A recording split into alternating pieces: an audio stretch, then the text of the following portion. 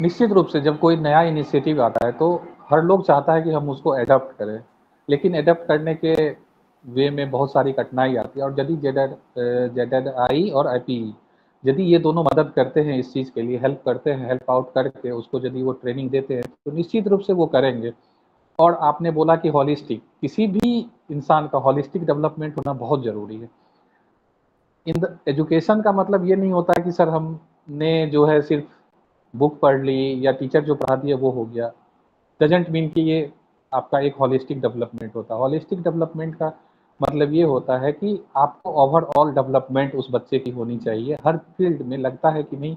हम जो चीज़ कर रहे हैं उसका बेहतर परिणाम आगे देखने को मिलेगा, सिर्फ पढ़ने से नहीं होगा। और प्रैक्टिकल जो आपने बात करी, प्रैक्टिकल वे की, आज ऑनलाइन जितनी भी क्लास मर्जी चल ले, ठीक है, उसका एक जो इम्पैक्ट है और जो फेस टू फेस पढ़ाई होती है, जो स्टडी होती है या जो लेक्चर होते हैं, उसका जो अलग इम्पैक्ट आपके माइंड सेट पे पड़ता है और माइंड सेट जो चेंज होता है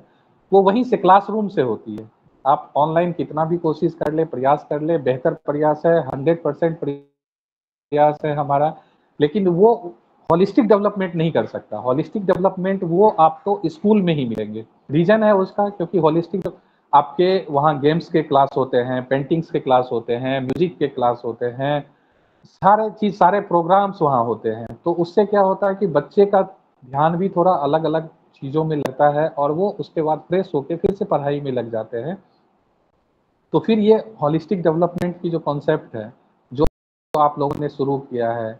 ये जो 300 जिलों में चलेंगे, तो मुझे निश्चित रूप से लग रहा है कि बिहार के मेरे कितने जिले में आपने दिया है, ये देखने वाली बात होगी। और हमारे कितने टीचर को इससे आप लोग मोटिवेट कर पाते हैं और कितने को ट्रेनिंग दे पाते हैं, ये हमारे लिए, हमारे स्टेट के लिए, और हमारे जितने भी डिस्ट्रिक्ट्स हैं और हमारे एजुकेशन डिपार्टमेंट के लिए, मैं तो कहूँगा कि जितना मैक्सिमम हो सके आप हमारे यहाँ दीजिए, क्योंकि हम सबसे पिछड़े राज्य में आते हैं एजुकेशन में। और आप लोगों के प्रयास से यदि ये होता है तो हम भी प्राउड फील करेंगे कि चलो अरविंदो सोसाइटी की मदद से हमारे बच्चे या हमारे डिपार्टमेंट को ये फ़ायदा हुआ, हमारे स्टेट को, हमारे डिस्ट्रिक्ट्स को, या हमारे आने वाले जो भी पीढ़ी हैं जो अभी सीखने के कगार पे खड़े हैं, उनको बहुत फ़ायदा होगा। तो इसके लिए तो मैं बहुत बहुत धन्यवाद ज्ञापन करूँगा आप लोगों का कि हमारे स्टेट्स में इस प्रोग्राम को जितनी जल्दी हो सके और जितना ज़्यादा से ज़्यादा टीचर हमारे इसमें इन्वॉल्व हो सके, ये हमारे लिए बहुत गर्व की बात होगी मैम। मैं जब भी किसी स्कूल में विजिट करने जाता हूँ तो मेरा ये प्रायोरिटी रहता है कि जितने भी क्लास चल रहे हैं मैं सब क्लास में घूमूं सबसे पहले, और उसके बाद मैं एक दो क्लास, सीनियर क्लास है तो बच्चे के क्लास तो मैं नहीं लेता हूँ, लेकिन 8 9 10 11 12 जो भी क्लास होते हैं मैं खुद टीच करता हूँ उसको, खुद टीच करता हूँ और टीचर को बताता हूँ कि बच्चे क्यों नहीं समझ पाते। इन चीज़ों को आपको आइडेंटिफाई करना है।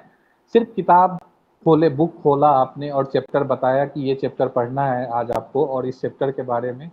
आप जब तक उसको बेसिक नहीं बताएंगे कि इस चैप्टर आखिर होता क्या है, ऐसा क्यों होता है, और उसके रियल लाइफ से जोड़ के उसे नहीं बताएंगे, तब तक बच्चे उसको नहीं समझ पाएंगे। तो आपको ये कोशिश करना है, किसी भी टीचर को मैं ये बोलता हूँ कि आप रियल लाइफ से उसे जोड़ के बताएं,